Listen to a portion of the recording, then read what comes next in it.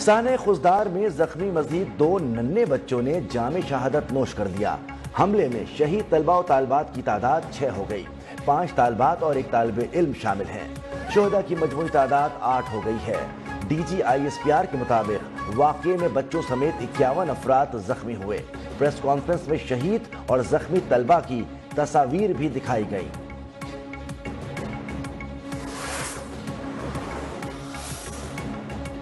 پاکستان کے بھرپور جواب کے بعد مودی کو چھپنے کی جگہ نہیں مل رہی۔ وزیر اطلاعات عطا تارڑ کی کوئٹہ خضدار حملے کے زخمی بچوں کی عیادت کے بعد میڈیا سے گفتگو۔ کہا کہ فتنۃ الہندوستان کو جڑ سے اکھاڑ پھینکیں گے۔ ایسے قوانین بنائے جائیں گے کہ دہشت گردوں کا ٹرائل ہو تو وہ بچ نہ سکیں۔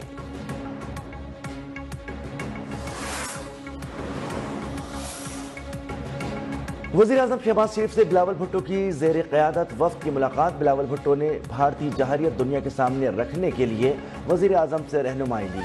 شہباز شریف کہتے ہیں کہ امید ہے وفد پاکستان کا بیانیہ بھرپور طریقے سے دنیا کے سامنے پیش کرے گا۔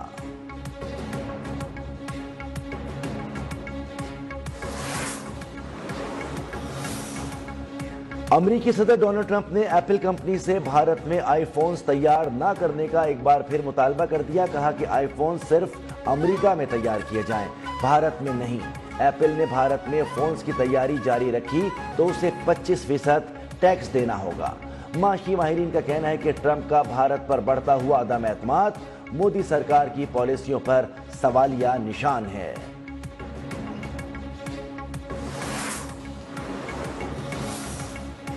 پرائیویٹ اسکیم کے تحت صرف 25,698 عازمین حجاز مقدس جائیں گے۔ پرائیویٹ ٹور آپریٹرز عازمین کو پہنچنے والے نقصانات کے ذمہ دار ہیں۔ وزیر مذہبی امور سردار یوسف کی پریس کانفرنس۔ کہا سعودی حکومت نے 14 فروری تک پرائیویٹ ٹور آپریٹرز کو 25% رقم جمع کرانے کی ہدایت کی تھی۔ ڈیڈ لائن بڑھانے کے باوجود صرف 10,000 مزید عازمین کی رقم جمع کرائی گئی۔ انکوائری رپورٹ کی بنیاد پر ذمہ داروں کا تعین کیا جائے گا۔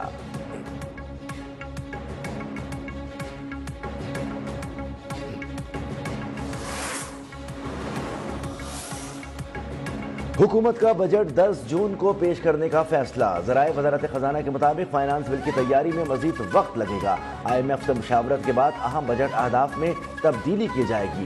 بجٹ حجم، ایف پی آر محصولات کے ہدف، دفاعی بجٹ کا تعین ابھی نہیں ہو سکا۔ وفاقی حکومت نے اس سے قبل بجٹ 2 جون کو پیش کرنے کا فیصلہ کیا تھا۔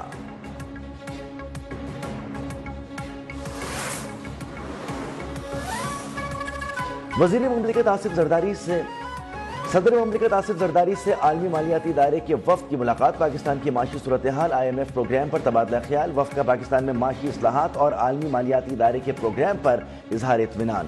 صدر زرداری نے پاکستان کی معاشی ترقی میں آئی ایم ایف کے کردار کو سراہا۔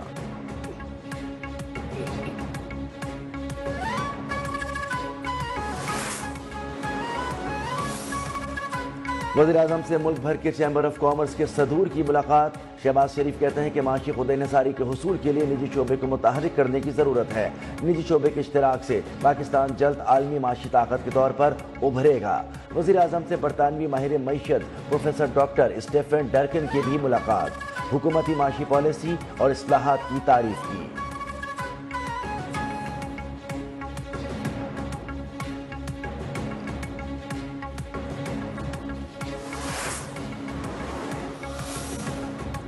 ملک میں بے روزگاری تاریخ کی بلند ترین سطح پر ہے۔ ملک میں $1 کی سرمایہ کاری نہیں ہوئی۔ پی ٹی آئی کے مرکزی سیکریٹری اطلاعات شیخ وقاص اکرم کی پریس کانفرنس۔ مشیر خزانہ خیبر پختونخوا نے کہا کہ پی ٹی آئی حکومت کے اختتام تک گروتھ 6.7% تھی، مگر اب یہ منفی میں چلی گئی ہے۔ پی ٹی آئی رہنماؤں نے دفاعی بجٹ میں اضافے کی حمایت بھی کر دی۔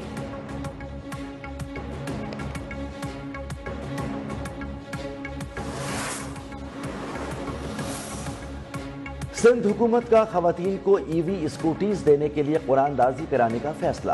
سندھ کے سینئر وزیر شرجیل میمن کی زیر صدارت اجلاس۔ کہا کوشش ہے جون میں ای وی اسکوٹی کے ساتھ ای وی ٹیکسی پر بھی کام شروع کر دیں۔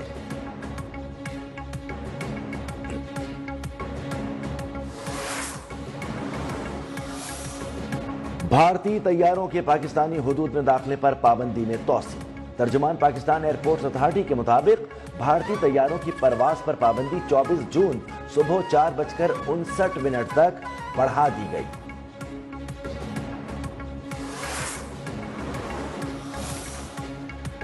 پنجاب خیبر پختونخوا کے مختلف اضلاع میں تیز ہواؤں، آندھی اور گرج چمک کے ساتھ بارش کا امکان۔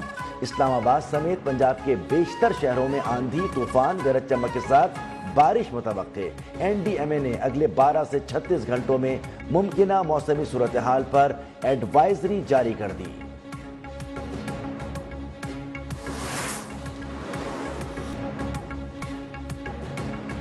اور پی ایس ایل 10 کے دوسرے ایلیمنیٹر مقابلے میں لاہور قلندرز نے اسلام آباد یونائیٹڈ کو 95 رن سے شکست دے دی۔ اسلام آباد یونائیٹڈ 203 رنز کے ہدف کے تعاقب میں 107 رنز پر ڈھیر۔